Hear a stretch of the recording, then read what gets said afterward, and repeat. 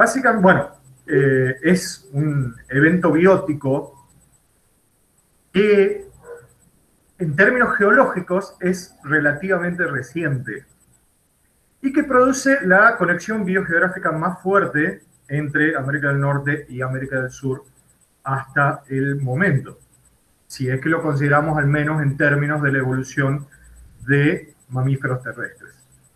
Es de esta manera que el gran intercambio biótico viene a ser un evento sumamente estudiado, que ha recibido muchísima atención por parte de científicos de todo el mundo, porque pone de plano toda una serie de características macroevolutivas de los grupos que estuvieron involucrados, lleva a estudiar la influencia de factores climáticos y tectónicos sobre la distribución de las biotas y, en definitiva, lleva a ver cuestiones muy particulares de la distribución a gran escala de grandes grupos de mamíferos. También de distribuciones más específicas, pero una de las historias mejor contadas, si se me permite decirlo de esa manera, es la cuestión de las distribuciones a gran escala de grupos de mamíferos. Como dijo Norberto, es una clase que tiene muchos dibujitos porque, bueno, es una síntesis bastante grande de un tema bastante complejo, así que hay que tratar de hacerla amena. ¿Sí? No era peyorativo, era justamente. Ya sé, no, ya sé. Era, Ya sé, ya sé. era una cosa. A mí en realidad me gustan mucho las reconstrucciones de los animales extintos. Así como La decían los disfruto Simpsons, mucho la aquí clase. la ciencia se explica con bolitas de colores. ¿Sí? Así que bien, vamos. Bueno, como dice ahí, vamos a empezar con los antecedentes, a gran escala nuevamente. Esto que nosotros tenemos es la distribución actual de los continentes. Esta es la distribución actual que tenemos. Y nosotros sabemos que, siempre centrándonos en la distribución de mamíferos terrestres por sus características ecológicas particulares, nosotros tenemos grupos de mamíferos viviendo en diferentes lugares, prácticamente todos los sectores del planiferio. Pero si nosotros nos referimos al pasado, el mero origen del Crown Group Mammalia, porque si nos metemos con el Stem Group Mammalia, nos tenemos que ir mucho más allá. Pero si nos tenemos que referir al Crown Group Mammalia, el origen del Crown Group Mammalia se da en el Mesozoico, hace más de 66 millones de años. Y hace más de 66 millones de años, como ustedes saben, la distribución de los continentes era muy distinta de la actualidad. En su mayor parte, muchas de las masas continentales que actualmente están bastante separadas estaban mucho más cerca o directamente unidas. Por ejemplo, esta es una sucesión que comienza en el Cretácico tardío, hace 94 millones de años. Si, es que lo podría haber hecho, de hecho, pero si nos hubiésemos ido, no mucho más allá, si nos hubiésemos ido unos 30 millones de años más allá, el protoocéano Atlántico, que es el que vemos acá, este río que vemos acá, prácticamente no existiría. De tal manera que, ¿por qué les muestro esto? Para mostrarles que si lo vemos a gran escala, la historia del Crown Group Mammalia en muchos casos ha estado fuertemente influenciada por esta historia tectónica, por esta historia paleogeográfica. ¿De qué manera? Por el aislamiento, digamos, dicho en términos simples, el aislamiento de grupos fundadores, entre comillas, de diferentes grupos fundadores, de diferentes linajes de mamíferos, que quedaron separados en áreas geográficas con poca conexión entre sí. De tal manera que empezaron a evolucionar relativamente separados, con poca conexión con otras comunidades. ¿Sí? Además, en muchos casos, esa es otra particularidad de la historia a largo plazo del Crown Group Mammalia, en muchos casos se dio una evolución convergente entre esos grupos que quedaron siempre relativamente aislados. ¿Sí? Ahora, uno de los mejores ejemplos de ese macro patrón, nosotros nos encontramos en América del Sur. América del Sur es un subcontinente que hacia fines del Mesozoico recibe la llegada de elementos del Crown Group Mammalia, hasta donde nosotros sabemos por el registro fósil no hay origen No hay un origen local de miembros del Crown Group Mammalia acá. Entonces, recibe elementos del Crown Group Mammalia. Ahora, a medida que avanzamos durante... Disculpa, Daniel, hay una chica que no sé si por error o no levantó la mano, tal vez no la estás viendo. No, no la estoy viendo porque la tengo en pantalla completa. Sí, Cecilia Costa, me parece que... ¿Sí? Si quiere activar su micrófono y hacer la consulta.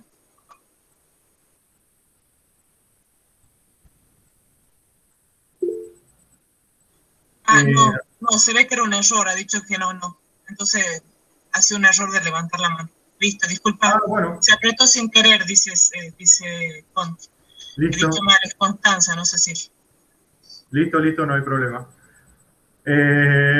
Bueno, perdí el hilo de lo que estaba diciendo. Creo que estaba diciendo que, bueno, habían entrado elementos de Euteria y de Metateria a América del Sur en algún punto hacia fines del Mesozoico, y digo en algún punto porque el registro es bastante magro, ¿sí? Es bastante magro, pero sabemos que en algún punto hacia fines del Mesozoico entran elementos de Metateria y de Euteria. Y América del Sur tiene la particularidad de que ya una vez comenzado el Cenozoico, comienza a aislarse geográficamente, no de una, sino de todas las masas continentales restantes con las que todavía tenía algún tipo de conexión. En primera instancia con América del Norte, justamente. Con América del Norte, que es justamente a través del cual es el camino de dispersión por el cual se piensa que recibió la mayor parte de estos elementos, es el primer lugar con el que se aísla. Pero todavía tenía una conexión relativamente fuerte, llamémosle así, con diferentes puntos con comunidades de la Antártida, que en ese punto tenían un clima bastante distinto y había comunidades de mamíferos evolucionando en lo que actualmente son lugares tan inhóspitos y fríos como la isla Marambio, por ejemplo. ¿Sí? Pero ahora, hacia mediados o fines del Eoceno, América del Sur se aísla completamente al perder la conexión con la península antártica. Es decir, se forma el pasaje de Drake, ya se había formado el canal marítimo Caribe, que es que conectaba al océano Atlántico con el océano Pacífico, entre América del Norte y América del Sur, y ahora se forma el pasaje de Drake. Eso tiene consecuencias enormes, ¿sí? Que ya lo vamos a ver. Pero ahora, ¿qué pasa? Yo les había dicho, mucho de esto se explica por el aislamiento de estos grupos fundadores, su evolución aislada, llamémosle, con poca conexión, casos de evolución convergente, bla, bla, bla. Pero ahora, la historia tectónica de nuestro planeta es muy activa, y bueno, por suerte, porque justamente el hecho de que el planeta tenga una tectónica activa hace que sea un planeta que es capaz de sostener vida, digamos, eso nos puede llevar a una discusión mucho más profunda, pero quédense con la idea. Entonces, esos grupos que quedaron relativamente aislados también, ya sea por factores climáticos, por factores tectónicos o de otro tipo, también han experimentado, llamémosle, reconexiones en los cuales faunas que habían quedado separadas, entre comillas, volvieron a tener una fuerte interconexión. ¿Sí? Y nuevamente América del Sur es otro ejemplo. ¿Por qué? Porque durante varios millones de años durante el Cenozoico nosotros permanecimos aislados. Muy bien. Pero ya hacia fines del Cenozoico, por esas particularidades de la tectónica y particularmente de la tectónica que se da en América Central, América del Sur recobra su conexión con América del Norte. Y es en ese punto donde se da lo que se llama el gran intercambio biótico americano. Es un poquito, hay una serie de factores más que tienen que ingresar que vamos a ver a continuación. Ahora, otra cuestión a considerar en esto de las masas continentales es la gran diferencia que hay en la historia tectónica de América del Norte con América del Sur. ¿Sí? América del Norte, a diferencia de América del Sur, no permaneció tan aislada, porque sobre todo a través de Beringia, de la zona de Beringia, mantenía una conexión más o menos fluida con la zona de Asia. ¿Sí? De esta manera es que la historia general de los mamíferos en América del Norte y los elementos de aporte que recibían, etcétera, y la frecuencia de esos aportes se tiene que analizar de una manera muy distinta. Casi como si América del Norte nunca hubiese estado relativamente aislada. como les dije, por el contrario, América del Sur fue un subcontinente isla durante gran parte del Cenozoico. Si nosotros lo establecemos ya de manera más o menos precisa, serían algo así como unos 20 millones de años, un poquito más de 20 millones de años. De tal manera que en América del Sur, estos elementos que habían ingresado durante fines del Mesozoico, habían estado evolucionando en estas condiciones de relativo aislamiento y se había desarrollado una biota muy singular, muy particular. De tal manera que nosotros podemos hablar específicamente de la historia de los mamíferos sudamericanos, o mejor dicho, de la historia de los vertebrados sudamericanos, ¿sí? Y que en gran medida tenía un carácter endémico, ¿sí? Eso fue notado desde hace mucho tiempo. Este es, por ejemplo, un libro que hace muchos años escribió este paleontólogo, George Simpson. Muchos de ustedes deben haber escuchado hablar de él y justamente le pone Splendid Isolation a este libro. Es un libro que digamos que ha trascendido mucho a lo largo del tiempo, al menos entre la gente que estudia justamente la historia evolutiva de los mamíferos sudamericanos y que incluso encuentra eco en trabajos muy, muy recientes. Hay un trabajo del año pasado nomás que prácticamente le plagia el título de manera deliberada, ¿no? De manera deliberada, pero prácticamente le plagia el título al libro.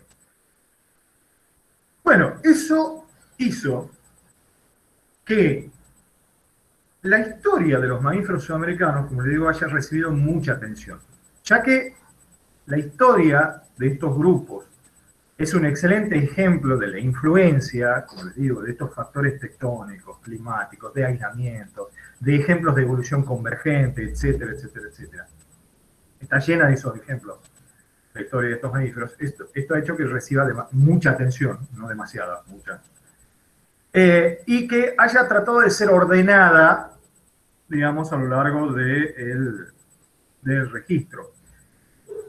Ese esquema de ordenamiento casi siempre ha sido escalonado, tratando de ver una serie de sucesos que dependieron de diferentes factores y que se dieron a lo largo de ese devenir histórico. Ha cambiado un poquito en los últimos años, pero como les digo, siempre ha sido escalonado. Por ejemplo, este es un esquema relativamente nuevo de los últimos 5 años. ¿Sí? Antes se hablaba de estratos, ahora se llama de fases. Y nosotros vemos, como siempre recapitulando, yo les decía, tenemos la entrada de metaterios y deuterios en América del Sur en algún punto hacia fines del Mesozoico, es decir, en lo que aquí nosotros llamamos la fase gondónica tardía o el inicio de la fase sudamericana temprana. Lo más correcto sería decir, justamente por estas conexiones faunísticas, hablar del inicio de la fase sudamericana temprana. ¿Sí? Durante esa fase sudamericana temprana tenemos el establecimiento bastante cómodo de estos grupos fundadores de lo que serían los mamíferos sudamericanos, en un contexto climático muy distinto del actual. Durante ese tiempo nosotros tenemos lo que se llaman los óptimos climáticos, que teníamos una temperatura media anual mucho mayor a la actual. Esta es la curva de paleotemperaturas que tenemos acá, fíjense, acá estamos cerca de la actualidad, acá estamos durante, esto no corresponde a esta escala, ¿no? Sino que corresponde a esta escala. Entonces, hacia fines del Paleoceno, principios del Eoceno, teníamos una temperatura medio anual mucho mayor a la actual, con condiciones templado-tropicales en América del Sur, es decir que las condiciones durante las cuales se desarrolló esa fauna eran muy distintas. Ahora, como yo les había dicho hace un rato, hacia el Eoceno Medio, entre el Eoceno Medio y fines del Eoceno, América del Sur se separa de la Antártida, y eso tiene consecuencias globales, miren ustedes, consecuencias globales, porque al separarse de la Antártida se establece la corriente circumpolar antártica, y ustedes saben que las corrientes marinas son grandes reguladoras del clima a nivel mundial, y de la mano del establecimiento de las corrientes circumpolar antárticas se da la conocida como glaciación OI1, o es por Oligoceno. Se da acá donde hay una caída abrupta de las temperaturas medias a nivel global, y eso lleva a un recambio de mamíferos en todo el mundo. América del Sur no se salva de eso, y ahí entramos en la fase sudamericana tardía, donde los grupos entran en toda una serie entran a mostrar toda una serie de especializaciones en respuesta a esos grandes cambios climáticos. ¿Sí? Entonces, hasta el fin de la fase sudamericana tardía, América del Sur se mantiene aislada y evolucionando en esta rica historia, con toda esta influencia geográfica, toda esta influencia climática también. Pero durante esta fase, la fase sudamericana temprana, es donde se da lo que nos lleva a nuestra historia ahora, que es el gran intercambio biótico americano. Y es ahí donde la cosa cambia totalmente, porque América del Sur, y siempre me centro en América del Sur porque de los dos subcontinentes es el más afectado. Vamos a ver por qué. América del Sur recibe muchísimos elementos neárticos, ¿sí?, que se establecen en la actualidad y cambian completamente el esquema faunístico general del subcontinente, de tal manera que después de esta fase interamericana, donde se dan toda esta serie de intercambios, estos grandes pulsos de intercambio, nosotros entramos en la fase hipoamericana, que después de un par de eventos más que terminan de moldear la fauna, y un par de eventos climáticos también, nosotros entramos en lo que sería la fauna actual de América del Sur, ¿sí?, que es lo que sería familiar para ustedes, digamos, un yaguareté, un pecarí, un guanaco, ¿sí?, un tapir, todos bichitos muy autóctonos, muy folclóricos, muy nuestros, pero que sin embargo vamos a ver que en realidad, si lo ponemos en términos geológicos, son todos, podríamos llamarle, de manera un poco contundente, invasores norteamericanos de más o menos los últimos 2 millones de años, ¿sí? Entonces, si ya nos centramos en lo que es el gran intercambio biótico americano, yo les decía, el gran intercambio biótico es un evento geológicamente reciente, al menos en términos relativos, geológicamente reciente, pero que tiene una cronología extendida. Yo lo puedo dividir en dos partes al cúmulo de eventos que llevan al intercambio biótico. Una introducción y el evento mismo, ¿sí? O sea, una especie de preparación y el evento mismo. Si yo tengo en cuenta todo lo que fue el preludio, ¿sí?, ese preludio de los pulsos principales de intercambio, si yo tengo en cuenta todo eso, entonces esta historia, cuando yo me centro en el gran intercambio biótico americano, comienza hace aproximadamente 12 millones de años, ¿sí? Hasta ese punto, recuerden, América del Sur había permanecido aislada, estaba establecido con la Antártida, estaba establecido el pasaje de Drake, que existe hasta la actualidad, ¿sí? Pero con América del Norte estaba el canal marítimo Caribe, o sea, un brazo de mar que conectaba al Atlántico con el Pacífico y que separaba América del Norte de América del Sur. Ahora, ¿qué pasa? En algún punto el canal marítimo Caribe comienza a cerrarse, ¿sí? Ya vamos a ver cómo. Comienza a cerrarse. ¿Y en qué punto es eso? Hace aproximadamente 12 millones de años. El canal marítimo Caribe comienza a cerrarse gradualmente, ¿sí? Roma no se construyó en un día, entonces el Istmo de Panamá tampoco, ¿sí? O sea, tardó en formarse completamente el Istmo de Panamá, pero su formación comienza hace aproximadamente 12 millones de años. Desde el punto en que comienza a formarse el Istmo de Panamá hasta el punto en que comiencen los pulsos principales del intercambio, pasarán poco más de 9 millones de años, durante los cuales esa fase se conoce como la fase de los heraldos o precursores. Como había un protoistmo de Canadá, de Panamá, ¿sí? O sea, estaba en formación, empezaron a darse algunos pequeños eventos de dispersión a través de la zona del istmo, que todavía no era un istmo completamente formado, siempre recuerdan, ¿sí? Eso es lo que se conoce como los precursores o heraldos, ¿sí? O sea, es como que ya tímidamente empezamos a perder el aislamiento, empezamos a mandar elementos de América del Sur a América del Norte y a recibir elementos de América del Norte a América del Sur, pero todavía a una tasa limitada, ¿sí? Fíjense que es interesante que de hecho la primera dispersión se da hacia el norte, ¿sí? Son dos géneros de perezosos, tinobadistes y pliometanestes, que a partir de aproximadamente los 9 millones de años se registran en América del Norte, ¿sí?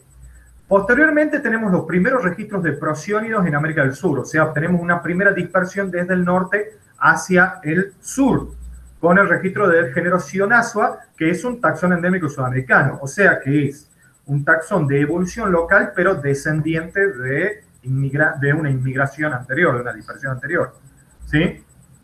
Presumiblemente no mucho anterior, no muy anterior, perdón.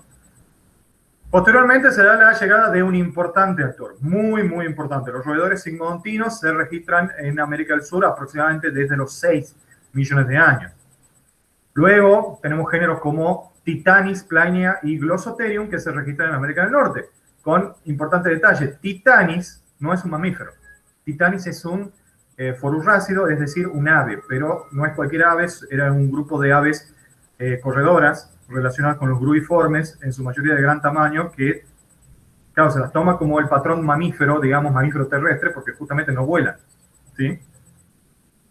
Después tenemos el registro de otros elementos sudamericanos en América del Norte, como Glyptotherium, que es un gliptodonte. Me imagino que muchos de ustedes sabrán lo que son los gliptodontes, y Neocoerus, que es un pariente de los actuales carpinchos. Y ya llegando al final de la época esta de los precursores de los heraldos, tenemos los registros de primeros artiodáctilos, ¿sí? Representados por los chanchos del monte, por los Tallasuide y por los camélidos, que ingresan a América del Sur alrededor de los 3.3 millones de años, ¿sí? Entonces, hasta ese momento, habíamos ya perdido, hasta cierto punto del aislamiento, estaba en formación el istmo de Panamá, y entonces había intercambios, pero se mantenían más o menos limitados. Pero hace 2.6 millones de años aproximadamente, pasa algo que hace que se empiecen a dar lo que se llaman los pulsos principales del intercambio, para muchos el intercambio propiamente dicho, ¿sí? Que comienzan hace, como les decía, hace 2.6, 2.7 millones de años, y son 4 pulsos, separados durante un tiempo donde esos nuevos registros y por lo tanto esos eventos de dispersión se considera que se mantuvieron limitados, y por eso se habla ahí de hiatos, ¿sí? Bien. Ahora, ¿qué es lo que pasó para que se den los pulsos principales del intercambio? Lo primero que podemos observar es que hace 2.7 millones de años termina de formarse el istmo, ¿sí? Hace 2.7 millones de años termina de formarse el istmo de Panamá, que había comenzado a formarse hace aproximadamente 12 millones de años, ¿sí? Pero ahora, antes de eso ya había habido eventos de dispersión, y de hecho desde la formación del istmo hasta que se dan los pulsos principales, que recuerden que implican una tasa de dispersión mucho mayor a la anterior, pasó un tiempo. Es decir, que el establecimiento de esa conexión terrestre no fue suficiente para disparar los eventos principales del intercambio. Entonces, ¿qué es lo que pasó? Además del cierre del Canal Marítimo Caribe, que es lo mismo que decir el establecimiento de la conexión terrestre entre América del Norte y América del Sur, tuvo que haber un disparador, mejor dicho, hubo un disparador climático. Y ese disparador climático fueron eventos de glaciación, que afectaron sobre todo al hemisferio norte, pero eventos de glaciación que terminaron de establecer las condiciones en las cuales finalmente se dio este importante evento biogeográfico. Es decir, durante 9 millones de años, a partir de los 12, durante 9 millones de años nosotros tenemos la preparación geográfica, digamos, para el evento, pero hace 2.7 millones de años termina de formarse la conexión, necesitamos algo más, y es el factor climático, que ya vamos a ver de qué manera influye. Justamente, ¿cuál es el escenario tectónico del intercambio? Yo les decía, la parte de América Central, fíjense, todos estos simbolitos que ustedes ven acá son simbolitos geológicos, ¿sí? Que implican bordes de subducción, formaciones de arcos de islas, fallas transformantes, ¿sí? Etcétera, etcétera, etcétera. O sea, en otras palabras, la zona de América Central es un despelote geológico, si me permiten la expresión, ¿sí? Es muy activa geológicamente o tectónicamente, si quieren ser más específicos, es muy activa tectónicamente, o lo fue durante mucho tiempo, la zona de América Central, ¿sí? Repasando estos eventos tectónicos, entonces yo les decía, hace 12 millones de años yo tenía el Canal Marítimo Caribe, tenía conexión entre el Atlántico y el Pacífico, todo perfecto, pero hace 12 millones de años la placa Caribe, porque recuerden que hay varias placas que están actuando ahí, la placa Caribe empieza a empujar contra la placa sudamericana y la zona de la placa de Nazca y la placa de Cocos, de tal manera que se empieza a formar un borde tectónicamente activo acá que llevará a la formación de un arco de islas. ¿Sí? Es decir, que comienza la formación del Istmo de Panamá. Una vez que empiezan a emerger varios grupos de islas, se da la acumulación de sedimentos marinos someros en esta zona. Es decir, que además de que se me van formando islas, se me va aportando tierra, llamémosle, se me va aportando suelo. Es muy incorrecto lo que estoy diciendo, pero ustedes me entenderán. ¿Sí? Que sedimentos marinos someros, que se denominan sedimentos neríticos, de tal manera que hay aporte de material, llamémosle así, al istmo. Hasta que hace 2.8, 2.7 millones de años, el istmo se termina de formar y se da la conexión completa y continua entre América del Norte y América del Sur. Ahora, yo les decía, faltaba el factor climático. ¿Y de qué manera influye el factor climático? Bueno, si nosotros repasásemos la composición taxonómica de los grupos que participaron de manera más activa en el intercambio, nos vamos a dar cuenta que son grupos adaptados a sabana. Y justamente, más allá de que haya estado establecido el Istmo de Panamá antes del comienzo de los pulsos principales del intercambio, toda la evidencia palinológica nos habla de que en esa zona habían establecido condiciones muy similares a las actuales del bosque tropical, lo cual hubiese implicado una barrera biogeográfica para los mamíferos que, como yo les digo, participaron más activamente en el intercambio, que eran formas de sabana. Con el inicio de los pulsos glaciales, la evidencia nos dice, no de manera tan grosa como esta, pero nos habla de que se establecieron condiciones continuas de corredor de sabana entre América del Norte y América del Sur. De tal manera que los pulsos glaciales permitieron la preponderancia de estas condiciones y el pasaje de estos mamíferos. ¿Sí? ¿De qué otra manera puede haber influido, digamos, las condiciones glaciales puede haber influido para facilitar el intercambio? Como me imagino que muchos de ustedes sabrán, durante los pulsos glaciales, el nivel del mar baja mucho. De tal manera que durante los pulsos glaciales, puede parecer algo anodino, pero tiene que haber influido. Durante los pulsos glaciales, el Istmo de Panamá justamente era mucho más ancho que en la actualidad. ¿Sí? Y fíjense que esto no es tan sonso como podría resultar, porque se da a lo largo de toda la historia del intercambio, se da un evento, mejor dicho, una particularidad del registro que son conocidas como holding pens, que se lo podría traducir algo así como corrales de cría, durante las cuales muchos grupos no se dispersaron completamente hacia el norte, sino que establecieron poblaciones locales, llamémosle, en la zona de América Central, y solo posteriormente pasaron al siguiente subcontinente. ¿Sí? Bien, si ya nos centramos rápidamente en la composición de los pulsos principales, digamos, en la composición de los contingentes de los pulsos principales del intercambio, empezamos con el primer pulso, que es el conocido como el GAVI-1, GAVI por Great American Biotic Interchange, ¿sí? Si lo quieren decir en castellano, GIBA. Gran Intercambio Biótico Americano, sí, bien. Entonces el GAVI-1 se da entre los 2.6 y los 2.4 millones de años y representa el primer gran evento de dispersión. O sea, cuando estalla el verano, ¿sí? De pronto tenemos un montón de mamíferos llegando a América del Sur y un montón de mamíferos, bueno, un poco menos, pero varios todavía, yendo a América del Norte, ¿sí? Como yo les había dicho, este primer pulso, gran pulso de dispersión, coincide, por un lado, con el cierre final del canal marítimo, es decir, con el establecimiento de un Istmo de Panamá continuo, llamémosle así, y con un primer pulso glacial hacia fines del Plioceno y principio del Pleistoceno. ¿Sí? Estamos hablando de justamente entre 3 y 2.6 millones de años. ¿Sí? ¿Y cuál era la composición de esos grupos?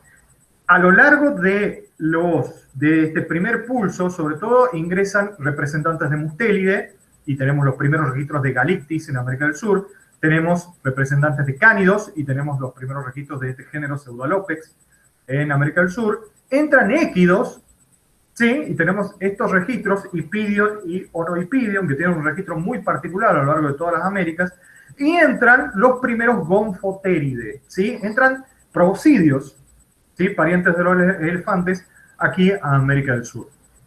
hay una cuestión particular y polémica con respecto al registro de esto, pero por falta de tiempo no nos vamos a meter demasiado. ¿Y quién pasa de América del Sur y América del Norte? Pasan los dacipodios, ¿sí? De esta manera que en la actualidad hay mulitas en América del Norte, hay armadillos, como le dicen ellos.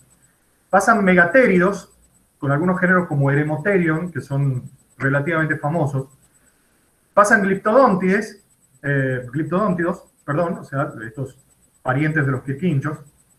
Pampatéridos, también animales muy similares a quirquinchos, y pasan eretizóntidos, ¿sí? Fíjense que el grueso de los representantes son cenartros, justamente, y eso será un patrón que se dará a lo largo de todos los pulsos principales del intercambio.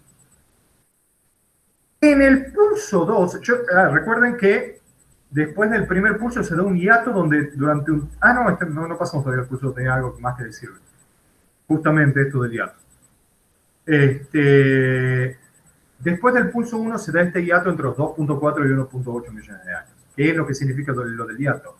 Que durante ese tiempo tengo una disminución de los registros fósiles, ¿sí?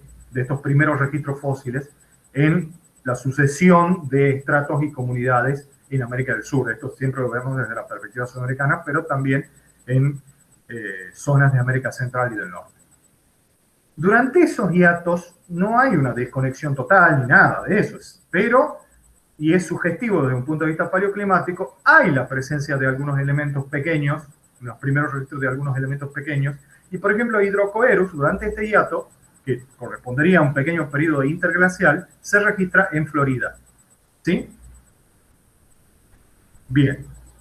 Así es que sí pasamos al Gavi-2, al segundo pulso de intercambio, que se da hace aproximadamente 1.8 millones de años, ¿sí? Ya bastante entrado el Pleistoceno.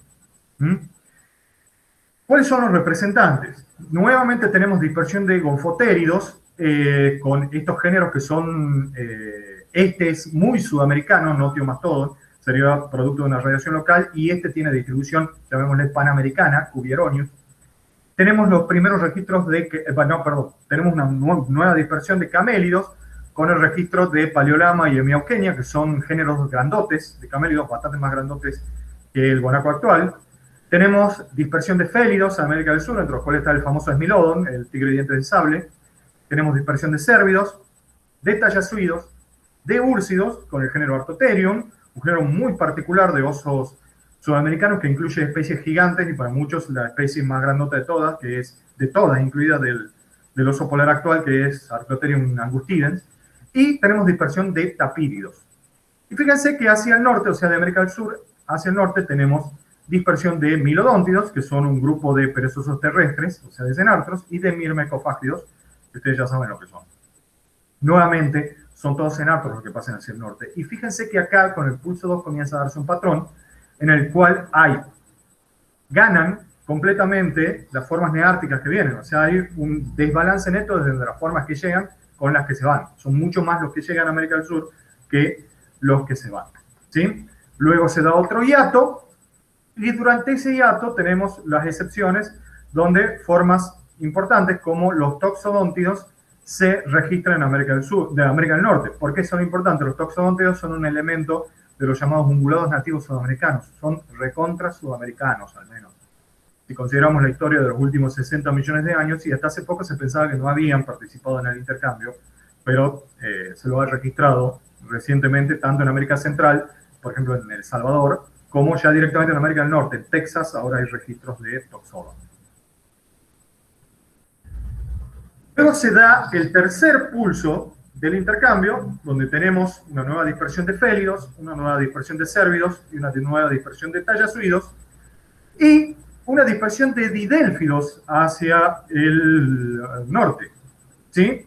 De esa manera que tienen zarigüeyas, como le dicen los mexicanos, en América del Norte en la actualidad. Luego del pulso tenemos el hiato, nuevamente, entre los 700 y los 125.000 años, ¿sí? Y así llegamos al último pulso, llamémosle el Gavi-4, que ya ni siquiera pasan, al menos por lo que nos dice el registro, ya ni siquiera pasan elementos de América del Sur a América del Norte, sino que todos son bichos del norte hacia el sur, ¿sí? Con équidos tenemos los primeros registros de Equus, es el género actual de caballos, ¿sí? De félidos, de cánidos, lepóridos, mustélidos, nueva dispersión de prosionidos, y fíjense qué curioso esto, tenemos una dispersión de gliptodóntidos, del norte hacia el sur. Pues claro, los gliptodóntidos son cenartros, que eran parte de los sudamericanos que iban hacia el norte, pero claro, el que se dispersa es Glyptotherium, es un género que tiene su origen, al menos por lo que nos dice el registro fósil, en América del Norte. Es producto de una radiación local en América del Norte y que después, como buen cipayo, actúa como invasor norteamericano. ¿Sí? Fíjense. Bien. El pulso 4 tendrá ya toda una serie de particularidades donde nos podemos quedar a hablar largo y tendido también. Es temporalmente amplio y para muchos llega hasta la actualidad. ¿Sí? Y también el pulso 4 habría incluido la dispersión del Homo sapiens a América del Sur. ¿Sí? Bueno, a toda América. Habría incluido la dispersión del Homo sapiens. O sea que nosotros seríamos parte de los últimos, del último contingente de invasores, llamémosle así, que ingresó durante el pulso 4 de intercambio.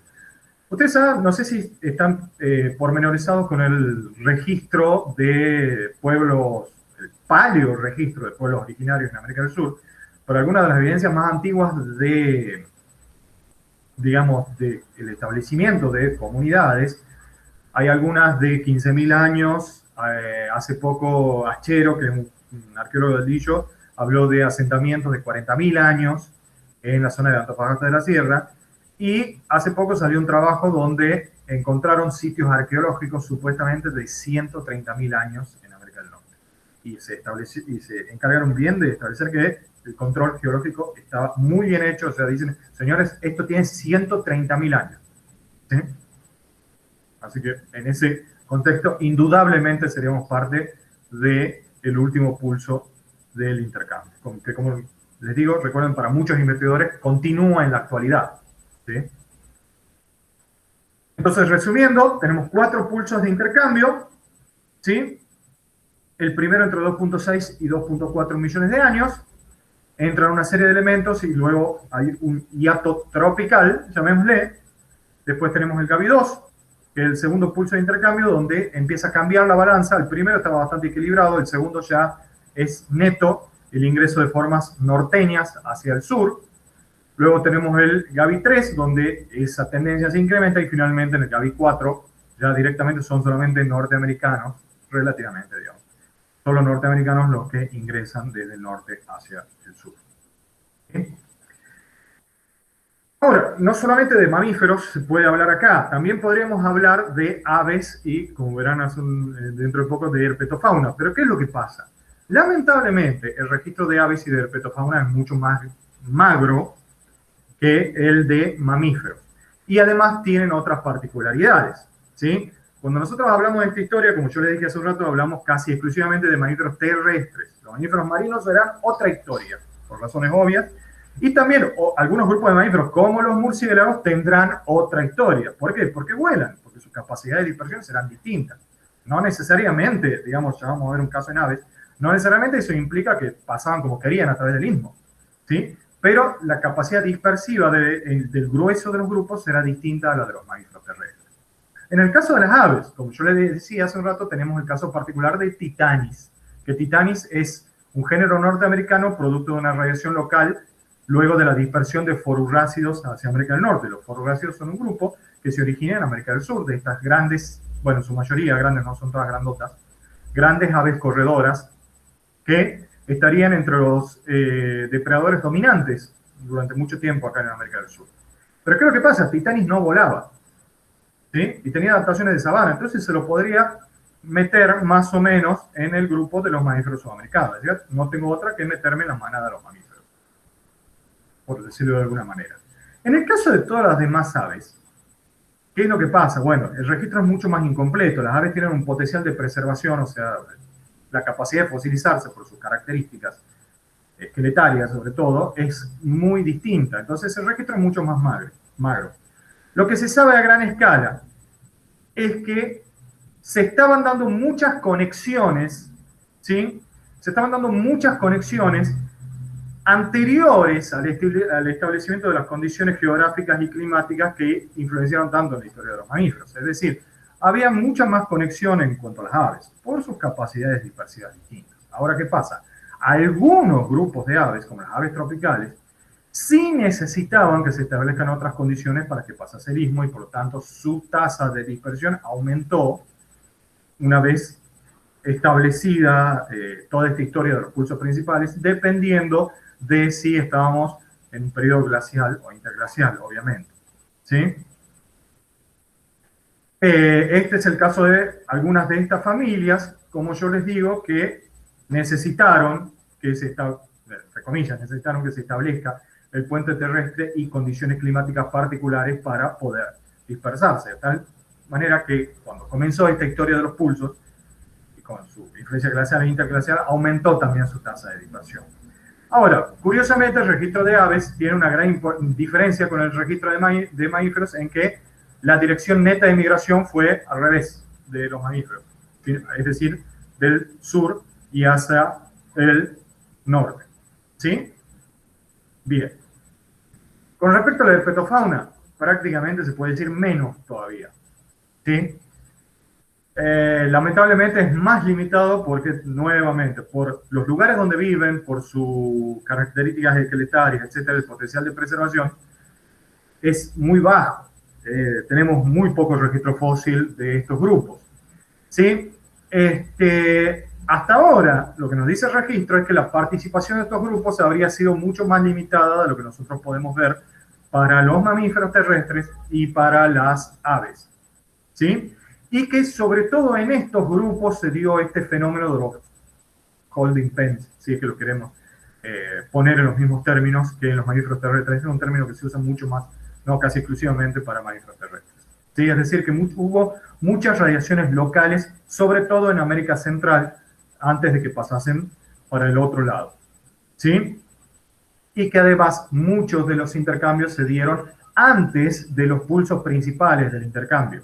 ¿Sí? O sea, cuando todavía estaba el arco de islas y antes de que se estableciera el primer pulso glacial, cuando había condiciones tropicales desarrolladas en la zona del istmo.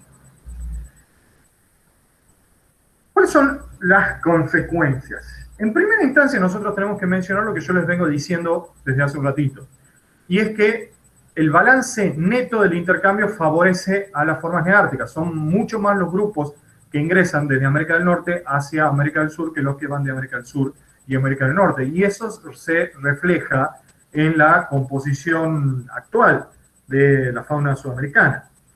En los pulsos fueron el número de géneros de norteamericanos es de 32 los que llegan hacia el sur, mientras que son solamente 17 los que van del sur y hacia el norte. Fíjense, en estas figuras nosotros tenemos una sucesión de faunas que van desde el Plioceno, hace más de 3 millones de años, hasta el Pleistoceno. ¿Sí? En el Plioceno, claro, esta era la época de los precursores, que yo les decía, se había iniciado la época de los precursores. Entonces, fíjense, todos estos elementos que están acá, y podemos decir que este también, porque esta es otra historia, es un roedor cabiomorfo y tiene otra historia, ¿sí? Todos esos serían elementos que podríamos considerar contextualmente sudamericanos, ¿sí? Y ya tenemos un pequeño invasor acá, que es prosiónido que tenemos aquí. A medida que va avanzando esta historia, la presencia de elementos, llamémosle norteamericanos, y la proporción va aumentando, hasta que en el Pleistoceno, fíjense,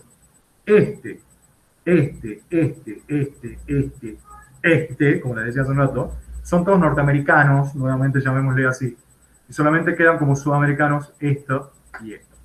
¿Sí?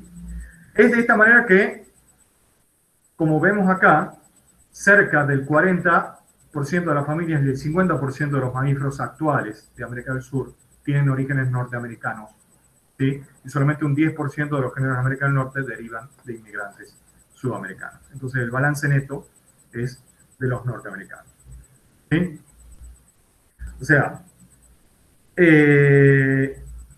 nosotros tenemos una mucho mayor influencia de los que llegaron aquí de los que fueron acá hacia allá. Y hay las extinciones que se dieron posteriormente, porque es lo que termina de moldear la fauna sudamericana, afectaron mucho más a los de América del Sur que se fueron al hemisferio norte que a los del hemisferio norte que vinieron hacia acá. Hay como les decía, hubo extinciones subsecuentes y bueno, tuvo diferente temporalidad a lo largo de todo el mundo, pero en América del Sur hace unos 11.000 años se da lo que se llama la extinción de la megafauna, que termina de moldear la fauna sudamericana porque elimina algunos de los elementos que quedaban. ¿Sí? De las familias del sur que fueron a América del Norte, como Toxodóntide, 3 familias de perezosos y los clictodontes, todas se extinguieron. Y de las familias que ingresaron a América del Sur, solamente 2 desaparecieron. Los gonfoteridae, por eso no tenemos elefantes, entre comillas, actualmente, y los équidos. Por eso no había caballos en América del Sur cuando llegaron los españoles. ¿Sí? Es decir, el patrón general de extinción favorece a los de arriba, los del hemisferio norte. ¿Por qué se habría dado esto? Probablemente porque las condiciones glaciales que se dieron, sobre todo en la parte terminal del Pleistoceno, fueron mucho más benignas en América del Sur que en América del Norte. ¿Sí? De tal manera que le pegaron mucho más a los sudamericanos que habían ido ahí. Me había olvidado que aparecía eso. ¿Qué otras consecuencias podemos tener? Bueno, nosotros hablamos mucho sobre la conexión, sobre lo que pasa entre las masas continentales que se conectaron, pero ¿qué pasa con lo que se separó? Claro, al establecerse el Istmo de Panamá y desaparecer el canal marítimo, se aísla el Océano Atlántico, en esta zona al menos, el Océano Atlántico del Pacífico, y eso hace que se establezcan condiciones muy distintas de temperatura y de salinidad, muy, muy distintas, con la obvia influencia sobre las faunas marinas. A partir de ese punto se empiezan a dar diferencias netas entre las faunas marinas en la zona Caribe, del lado del Atlántico, y de la zona del Pacífico. O sea, lo que fue la conexión de uno fue la separación de otro, obviamente. ¿Qué otra cosa se da? Algo muy particular. ¿Se acuerdan que yo les decía hace un rato, cuando América del Sur se separa de la Antártida, se establece la corriente circumpolar antártica? Bueno, el hecho de que de pronto yo tenga una conexión terrestre entre América del Norte y América del Sur, también me va a producir una nueva configuración de corrientes marinas.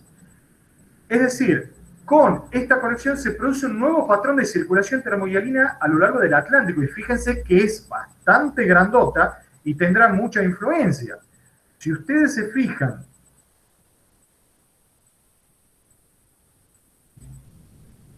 en esta animación que está acá, me imagino que la pueden ver, fíjense el alcance y complejidad que tiene este brazo de la circulación termohialina a lo largo de todo el Atlántico, particularmente compleja en la zona del hemisferio norte. ¿Y por qué les pongo esto que está acá? Porque de manera, digamos, un poco indirecta, ya pasado el tiempo, la cosa es que el establecimiento de este brazo de la circulación termohialina tendría profundísima influencia, sobre todo en la historia humana, ¿sí? Porque justamente fueron componentes de este brazo de circulación termohialina que sufrieron grandes desviaciones en los últimos 200.000 años y que llevaron a eventos climáticos que afectaron fuertemente la evolución humana. Uno de ellos es lo que se llama el Drías reciente. El Drías reciente es una, no llamémosle glaciación, una pequeña bajada de temperatura, pero fuerte bajada de temperatura que produjo un deterioro climático en toda esta zona acá. Y se piensa que, entre otros factores, es medio debatida la idea, pero se piensa que, entre otros factores, eso llevó a la inmigración de grupos humanos de algunas culturas sedentarias, llevó a la inmigración de algunas culturas que se establecieron en el famoso creciente fértil. ¿Sí? Uy, no tengo el puntero puesto. En la zona del creciente fértil. ¿Sí? De tal manera que, de la mano de este evento, se dio el origen de la agricultura. Y el origen, sobre todo, de la agricultura de los cereales, ¿sí? Que con el profundísimo efecto sobre la cultura humana, ¿sí? O sea, fíjense de profundo que es el brazo, de largo que es el brazo, podríamos llamar así, del gran intercambio biótico, donde las condiciones tectónicas que llevaron al intercambio también produjeron muchos eventos a largo plazo que afectaron a elementos bióticos geográfica y temporalmente alejados. En definitiva, este fue uno de los grandes eventos filogeográficos documentados en la historia de la Tierra. Por suerte es geológicamente reciente, lo cual hace que mejore bastante ese registro. Transformó distribuciones en un amplio espectro taxonómico. Esto también es discutible, pero habría sido un evento de intercambio bastante rápido y más intenso a lo largo del, uno de los eventos más rápidos y más intensos a lo largo del Paleozoico, pero bueno, el registro puede ser un poco engañoso a lo largo de los últimos 500 millones de años, pero sin duda es un evento que tuvo profundas consecuencias evolutivas que siguen hasta la actualidad y profundas consecuencias ecológicas que continúan manifestándose en la actualidad. ¿Sí? Esta es una lista bibliográfica donde ustedes pueden ver algunos de los trabajos, algunos muy recientes y otros no tan recientes, que hablan sobre la diversidad y complejidad de eventos que involucra el gran intercambio biótico americano.